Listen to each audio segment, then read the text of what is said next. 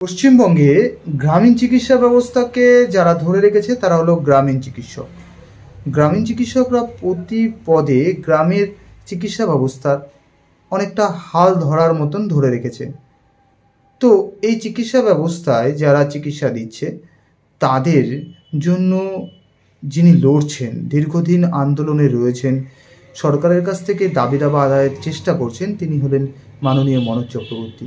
বলা যেতে পারে এই গ্রামীণ চিকিৎসকদের অভিভাবক তিনি চেষ্টা করছেন সরকারের কাছ থেকে কতটা তাদের দাবি দাওয়া অর্জন করা যায় বা তারা যাতে সুষ্ঠুভাবে তাদের কাজটা পরিচালনা করতে পারে, তারা যেন প্রশাসনিক বিভিন্ন সুযোগ সুবিধা পায়, তার জন্য তিনি কাজ করে চলেছেন।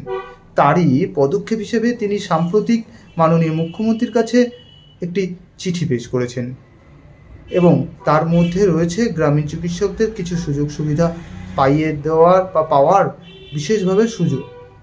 এই নিয়েই আজকে আমরা জানব এই শ্রমিক নেতা বা গ্রামীণ চিকিৎসকদের নিয়ে যিনি লড়ছেন তার কাছ থেকে জেনে নেব তিনি এই চিঠির মধ্যে কি বিষয়বস্তু তুলে ধরতে চেয়েছেন এবং কি সুযোগ সুবিধা পেতে পারেন গ্রামীণ চিকিৎসকরা। এই বিষয় চলুন মনোজবাবুর কাছ থেকে জেনে নিই এই সম্বন্ধে বিস্তারিত। স্যার, আপনারা জানি সাম্প্রতিক আপনি একটা চিঠি পেশ করেছেন মাননীয় মুখ্যমন্ত্রীর কাছ থেকে। সেই মুখ্যমন্ত্রীর চিঠির বিষয়বস্তুটা কি আছে আর এই চিঠির মাধ্যমে আমাদের গ্রামীণ চিকিৎসকরা কি সুযোগ সুবিধা পেতে পারে? আপনারা জানেন পশ্চিমবাংলার প্রত্যন্ত অঞ্চলে যেখানে রেজিস্টার্ড ডাক্তাররা নেই, সেটা সুন্দরবন হতে পারে, তরাই হতে পারে, সেখানে ডুয়ার্সে বিস্তৃত অঞ্চলে যেখানে সরকারি পরিষেবা এই একবিংশ শতাব্দীতে এসেও সঠিকভাবে পৌঁছাননি, সেখানে গ্রামের সাধারণ মানুষের কাছে সবচাইতে বড় আশ্রয় হলো গ্রামীণ চিকিৎসক, যারা প্রায় 70% মানুষের চিকিৎসার দায়িত্ব অল্প ব্যয়ে নিজেদের কাঁধে তুলে নিয়েছেন এবং আর্ত মানুষদের পরিষেবা দিয়ে চলেছে। স্বাভাবিকভাবেই এরা যখন 16-17 সালে আমার কাছে আসে তখন আমি তাদের পাশে দাঁড়াতে বাধ্য হই। তাদের দুরবস্থার কথা ভেবে প্রশাসনিক হয়রানি চলছিল, পুলিশি হয়রানি চলছিল, ডিসপেন্সারি বন্ধ হয়েছিল, তাদের জীবন জীবিকা বিপন্ন হয়েছিল। এই বিপন্নতার হাত থেকে রক্ষা করতে আমরা মাননীয় মুখ্যমন্ত্রীর কাছে শরণাপন্ন হই এবং এই একটা বিরাট শক্তিকে, যাদের সংখ্যা সারা পশ্চিমবাংলায় প্রায় 2.5 লাখেরও বেশি, তাদেরকে কিভাবে মা মাটি মানুষের কাজে এবং কিভাবে আমরা এটাকে মানুষের সপক্ষে, দরিদ্র মানুষের সপক্ষে নিয়োজিত করতে পারি। স্বাভাবিকভাবেই প্রশাসনিক হয়রানি আমরা বন্ধ করতে পেরেছি, যেটা অতিক্রান্ত 34 বছরে কেউ ভাবেনি।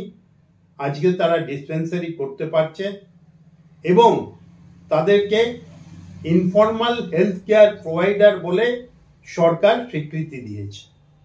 এই স্বীকৃতিটা আদায় করতে আমাদের অনেক পরিশ্রম করতে হয়েছে এবং এর পাশাপাশি যেটা সবচাইতে বড় কাজ আমরা 17 সালে করতে পারি, 2017 সালে, সেটা হলো এই গ্রামীণ চিকিৎসকদের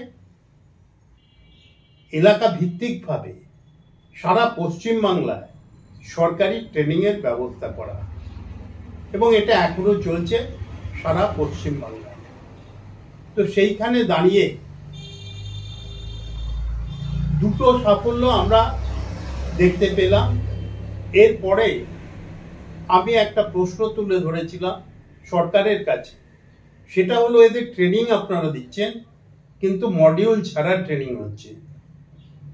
তখন সরকার এদের জন্য, যেটা বামফ্রন্ট সমন্বয়ে ভাবা যায়নি, একটা মডিউল 247 পাতার মডিউল তারা বের করলেন সরকার বের করলেন, সরকারি খরচে বের করলেন, এবং এর পাশাপাশি আমরা যেটা আরো দেখলাম কোভিডের সময়, যখন সর্বস্তরে একটা ভীষণ দুর্বিষহ অবস্থা তৈরি হলো, তখন গ্রামীণ চিকিৎসকরা যেভাবে পরিষেবা দিয়েছে, যেভাবে মানুষের পাশে দাঁড়িয়েছেন, সরকারকে এটা স্বীকৃতি দিতে এদের গণ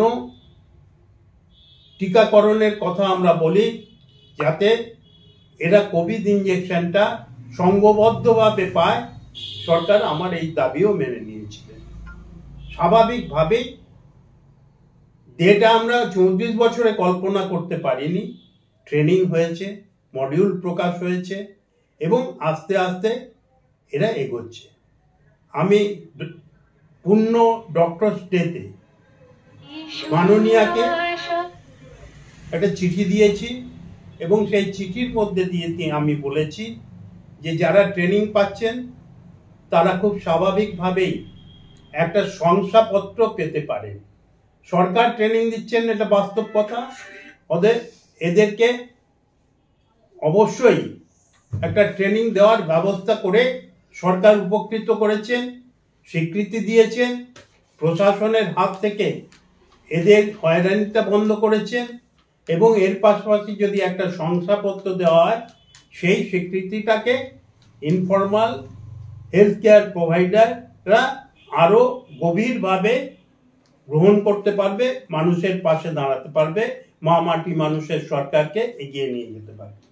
আমি আরো যেটা বলি সেটা হলো গিয়ে কিভাবে, যেটা মমতা ব্যানার্জি ভাবেন, আমরা যেটা চিন্তা করি না সেটা পশ্চিমবাংলার মুখ্যমন্ত্রী মমতা ব্যানার্জি কিন্তু ভাবেন। এটা বাস্তব অবস্থা।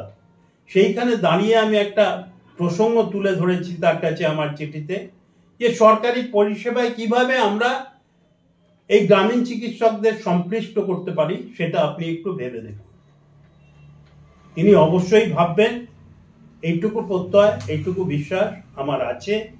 এবং আমি এই দুটো দাবির উপরে এখন সবচেয়ে বেশি জোর দিয়েছি, কারণ অন্য যে দাবিগুলো ইতিমধ্যেই আমি বের করতে পেরেছি সেগুলো আপনাদেরকে বললাম সংক্ষিপ্তভাবে। এবং এই 2.5 লক্ষ যে গ্রামীণ চিকিৎসক আছেন তারা মমতা ব্যানার্জির মুখের দিকে তাকিয়ে আছেন। আমি তাদের সঙ্গে যোগাযোগ রাখছি, তারা পশ্চিমবাংলায়, তারা আমার কাছে আসছেন, এবং আমি মনে করি যে এর মধ্যে দিয়ে গ্রামীণ পরিষেবা আরো উন্নততর হবে, এবং মানুষের সমস্যা, মাটি মানুষের সরকার যেভাবে প্রতিনিয়ত সমাধান করছেন, এদের সমস্যা, মানুষের সমস্যা, এগুলো সমাধান করবেন তিনি। আমরা আশা করব মাননীয় মনোজ চক্রবর্তীর যে সাবস্ক্রাইব করুন, উদ্যোগ সাফল্যমণ্ডিত হবে। আর আশা করি তাঁর এই মহান উদ্যোগটা সফল হোক, গ্রামীণ চিকিৎসকরা বিভিন্ন সুযোগ সুবিধা পান। আমাদের এই চ্যানেলে এই ধরনের আলোচনা নিয়মিত হয়, তাই আমাদের চ্যানেলের গুরুত্বপূর্ণ বিষয়গুলো আপনি যদি জানতে চান তাহলে অবশ্যই চ্যানেলটিকে সাবস্ক্রাইব করে রাখুন, পাশে থাকবেন। আজকে এ পর্যন্ত, দেখা হবে অন্য একদিন অন্য কোনো একটি গুরুত্বপূর্ণ বিষয় নিয়ে।